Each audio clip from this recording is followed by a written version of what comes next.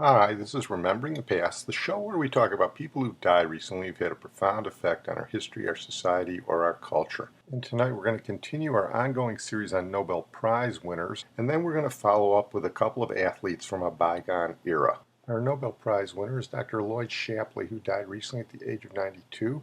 Dr. Shapley shared the 2012 Nobel Prize in Economic Sciences with Dr. Alvin Roth for his work on game theory, market design, and matching theory. Dr. Shapley was born in Cambridge. He was the son of a noted Harvard astronomer. He did some secret work for the United States government during World War II. The Army recognized his mathematical prowess, so they sent him to a secret weather base in China where he had to break the Soviet weather codes for weather that initiated in Siberia and came to the United States and the Pacific. Then went on to get mathematics degrees at Harvard and Princeton, and he did most of his significant work at UCLA. The interesting thing is that even though he won the prize in economics, he never took an economics class in his life. He was a mathematician. His work involved developing and proving algorithms that would match things or people. So he liked to give the example of dating services that would have large numbers of men and women, and you'd have to figure out how to match them, maybe matching people to schools. And it became important later in matching people with transplant donors. Here's Dr. Roth explaining some of the importance of their work. We've helped design school choice systems in place now in New York City and Boston and more recently in Denver and New Orleans and Washington. We've helped our surgical colleagues design kidney exchange mechanisms that help people get transplants. When the people who would like to donate kidneys to them are incompatible with them, we help arrange kidney exchanges. Dr. Shapley was good friends with John Nash, whose podcast we've done. They worked together on game theory, and here Shapley explains what game theory is. Game theory is a mathematical study of conflict and cooperation between any number of rational decision makers or players. And as such, it is a very useful tool for economists, as a large part of their work involves situations with multiple players working for optimal solutions. Another interesting thing is Dr. Shapley and Dr. Roth never worked together. Dr. Shapley was sort of the theoretician. Dr. Roth put his work into practical effect.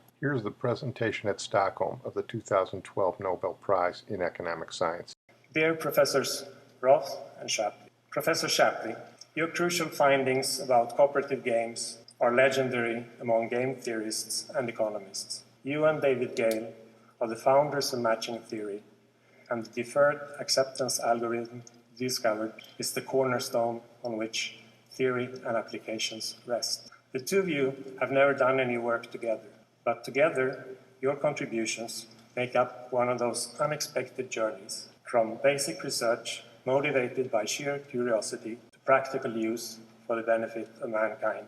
It's an honor and a privilege to convey to you, on behalf of the Royal Swedish Academy of Sciences, our warmest congratulations. I now ask you to receive your prizes from His Majesty the King.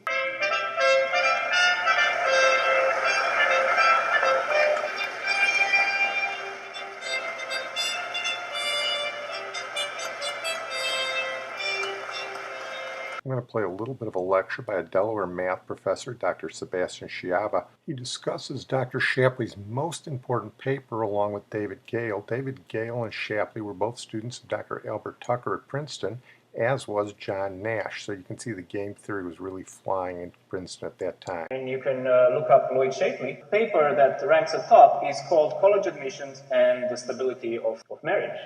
And this is a paper by David Gale, who also was a student of Albert Tucker, and Lloyd Shapley. Now, what is college admission and what is the stability of marriage? College admissions could mean many things, and this is the problem that they actually consider in their paper.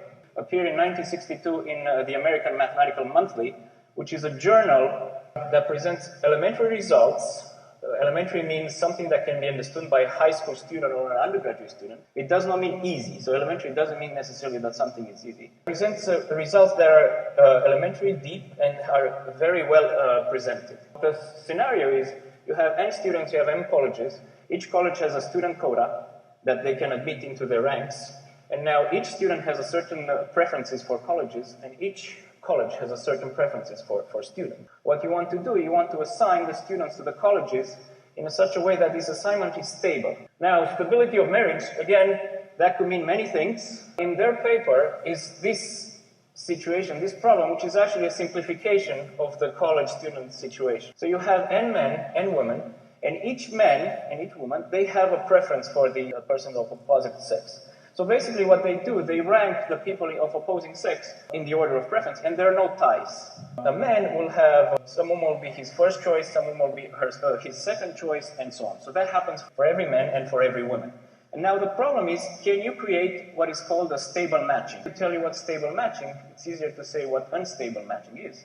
An unstable matching is a set of n pairs of men and women, such that every man and every woman is exactly in one of these pairs, such that there is a pair of men and a woman that are not assigned to each other, but prefer each other more than they prefer their actual partners. The question is, for any set of preferences, is there a stable matching? So these are the two problems that were considered by Gale and Shapley. The paper is only 6 pages long, and if you have 20 minutes, you can understand the contents of the paper, how it works, proofs and everything in 20 minutes. It's a beautiful, beautiful result, and the exposition is amazing. Well, I said we'd do some sports figures tonight, and we're going to start out with Clyde Lovellette, who died recently at the age of 86, one of the legendary big men in basketball history.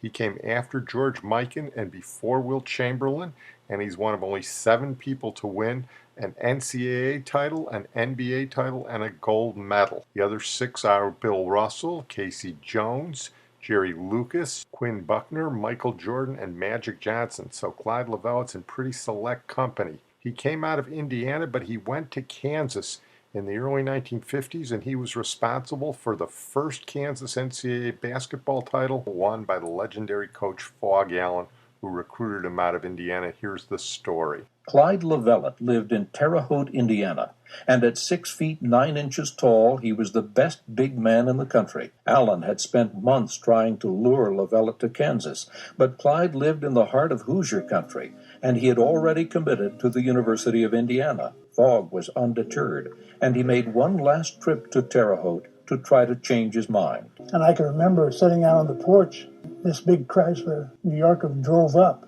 and I knew who it was. And so I told Dad, I said, Dad, you just stay here. And when Phog comes, just tell him that I'm not home and try to get rid of him. So he came in the house, and of course I wasn't in the house, I was in the backyard as far as way I could get from him, in the garage, I believe, just trying to hide from him. Phog convinced Lovellette to get in the car and come to Kansas, just to take a look. During the trip, Lovellette fell in love with Lawrence and the university. Phog had his first basketball giant. Freshmen weren't allowed to play on the varsity, but when Lovellette became a sophomore, he made an immediate impact. He led the conference in scoring the next 3 seasons. By 1952, Phog's recruits had played together for 3 years. Lovellette was named an All-American, and the JAYHAWKs were one of the most talented teams in the country.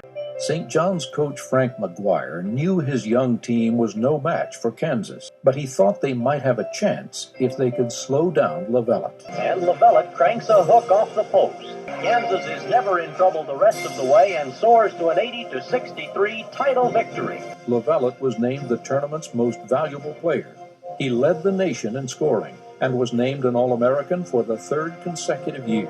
Kansas finally had its NCAA championship. It was a good thing for Phog Allen to win an NCAA championship. I think he would have been remembered as a great coach anyway, but to have an NCAA title to his credit, I think really helped kind of his standing in history. Especially coming back to Lawrence with a parade and Clyde Lovellette on the fire truck. Would you mind if I drove the fire truck? Of course, everything was, you could do anything, Clyde, Won the national championship, you could have the whole town coming downtown and driving that fire truck. And then there's thousands and thousands of kids, people, and Lawrence just blew up. At the end of the parade route, students had built a bonfire. They had collected piles of copies of Look magazine. And they put them on this bonfire and burnt the Look magazine in effigy. They hung somebody else out, but they burnt the Look magazine because that was the only team that I didn't make All-American. And I thought that was kind of neat. But the team had little time to celebrate. 5 days later, they flew to New York for the Olympic playoffs. 7 JAYHAWKs and Phog Allen were named to the United States team that won the gold medal at the Olympic Games in Helsinki, Finland. Well, he won a championship in the pros with the Minneapolis Lakers playing behind George Mikan. Then he was traded to St. Louis Hawks, and he got to the finals, and he played with 2 Hall of Famers, Bob Pettit and Cliff Hagan. Won a couple more NBA titles sitting on the bench for the Celtics in the 60s, but when he was inducted into the Basketball Hall of Fame, it was his old teammate Cliff Hagan who introduced him. Cliff Hagan presents Clyde Lovellette. Clyde Lovellette, elected as a player, Naismith Memorial Basketball Hall of Fame, May 3rd, 1988. Congratulations. Thank you, Clifford. It's probably one of the greatest honors that I received to be standing here. As a high school player back in Garfield and Terre Haute, never thought I'd be here. As a college basketball player, never thought I'd be here. As a pro player, never thought I'd be here. But I'm finally here, and it's a great honor, and especially to be walked up the aisle with Cliff Hagan. One last thing on Clyde Lovellette. When his career was over, he moved back to Terre Haute and ran for sheriff, and he actually won. Then he tried to close down the brothels in Terre Haute. Terre Haute is sort of a rough town. Townspeople didn't go for that, so they kicked him out of office after his first term. We're going to move on now to two Chicago Bear quarterbacks, both of whom I saw play in the 60s. And the first is Bill Wade, who died recently at the age of 85. Bill Wade was probably the greatest athlete to ever come out of Vanderbilt. Yes, you Jay Cutler fans, Bill Wade was better. He played for the Rams in the 50s, and then he was traded to the Bears, and he was the quarterback on the 1963 championship team. Not only was he the quarterback, but he scored both touchdowns on quarterback sneaks in their 14-10 victory over the New York Giants in a frigid Wrigley Field. Here's John Mengelt interviewing Bill Wade. You know, we began today's show by looking at Doug Atkins, the defensive star of the 63 Bears. And now we're going to give some time to the offense. The quarterback of that team was Bill Wade. Like a lot of Bear quarterbacks, he did a lot of handoffs, a lot of short passes, a lot of quarterback sneak. Nothing fancy, nothing flashy. That's the way Papa Bear believed the good Lord intended football to be played. We visited Bill back home in Nashville, Tennessee, and we talked about his favorite subject, football. When I came to the Bears in '61 was really one of my best years as a quarterback.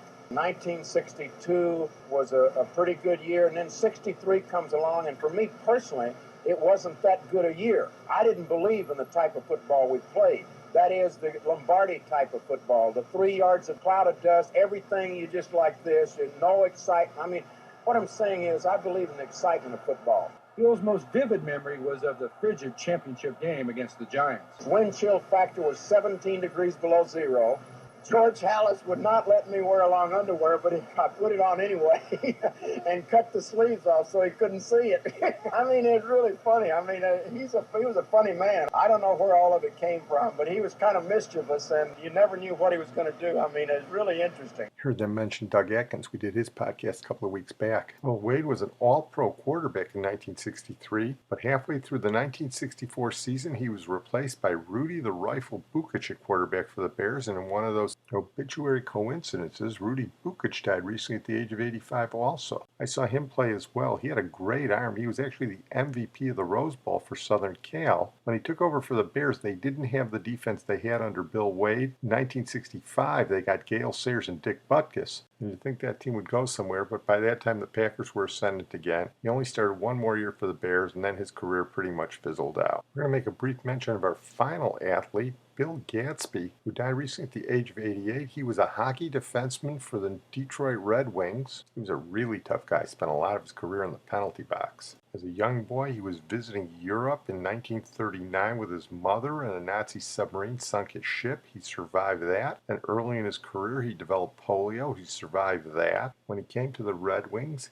he became a teammate and ultimately best friends with Gordie Howe. His Red Wings never won a championship, but he played more games as a defenseman than any player before him until that record was broken by Bobby Orr. He was elected to the Hockey Hall of Fame in 1970. He played for the Blackhawks for a little while, but that was before my time. But he gained all his fame, and he's a real legend in Detroit playing for the Red Wings. I'm going to close on that note. I want to thank my producer and IT genius, Sid Tepps.